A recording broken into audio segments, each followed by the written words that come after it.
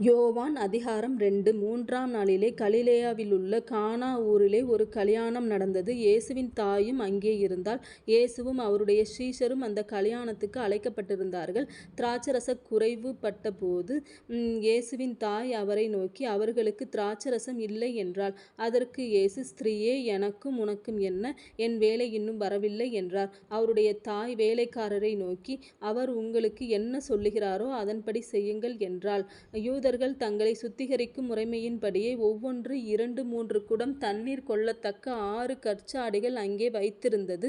இயேசு வேலைக்காரரை நோக்கி, ஜாடிகளிலே தண்ணீர் நிரப்புங்கள் என்றார். அவர்கள் அவைகளை நிறைய நிரப்பினார்கள். அவர் அவர்களை நோக்கி, நீங்கள் இப்பொழுது மொண்டு பந்தி விசாரிப்புக்காரனிடத்தில் கொண்டு போங்கள் என்றார். அவர்கள் கொண்டு போனார்கள். அந்த திராட்சரசம் எங்கே இருந்து வந்ததென்று தண்ணீரை மொண்ட வேலைக்காரருக்கு தெரிந்ததேயன்றி பந்தி விசாரிப்புக்காரனுக்கு தெரியாததினால் அவன் திராட்சரசமாய் மாறின தண்ணீரை ருசி பார்த்தபோது மணவாளனை அழைத்து, எந்த மனுஷனும் முன்பு நல்ல திராட்சரசத்தை கொடுத்து ஜனங்கள் திருப்தி அடைந்த பின்பு ருசி குறைந்ததை கொடுப்பான்? நீரோ நல்ல ரசத்தை இதுவரைக்கும் வைத்திருந்தீரே என்றான்.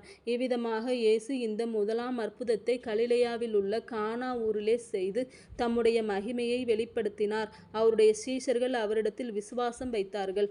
அதன் பின்பு அவரும் அவருடைய தாயாரும் அவருடைய சகோதரரும் அவருடைய சீஷரும் கப்பர்நகூமுக்கு போய் அங்கே சில நாள் தங்கினார்கள். பின்பு யூதருடைய பஸ்கா பண்டிகை சமீபமாயிருந்தது. அப்பொழுது இயேசு எருசலேமுக்கு போய் தேவாலயத்திலே ஆடுகள், மாடுகள், புறாக்களாகிய இவைகளை விற்கிறவர்களையும் காசுக்காரர் உட்கார்ந்திருக்கிறதையும் கண்டு, கயிற்றினால் ஒரு சவுக்கை உண்டு பண்ணி அவர்கள் யாவரையும் ஆடு மாடுகளையும் தேவாலயத்துக்கு புறம்பே துரத்திவிட்டு காசுக்காரருடைய காசுகளை கொட்டி பலகைகளை கவிழ்த்து போட்டு புறா விற்கிறவர்களை நோக்கி, இவைகளை இவ்விடத்திலிருந்து எடுத்துக்கொண்டு போங்கள், என் பிதாவின் வீட்டை வியாபார வீடாக்காதிருங்கள் என்றார்.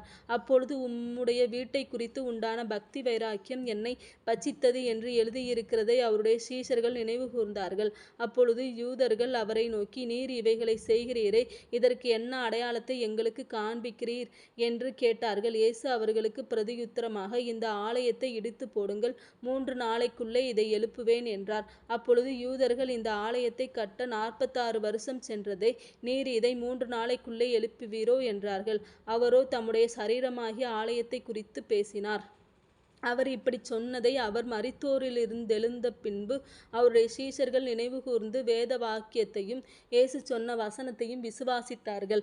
பஸ்கா பண்டிகையிலே அவர் எருசலேமிலிருக்கையில் அவர் செய்த அற்புதங்களை அநேகர் கண்டு அவருடைய நாமத்தில் விசுவாசம் வைத்தார்கள். அப்படியிருந்தும் இயேசு எல்லாரையும் அறிந்திருந்தபடியால் அவர்களை நம்பி இணங்கவில்லை.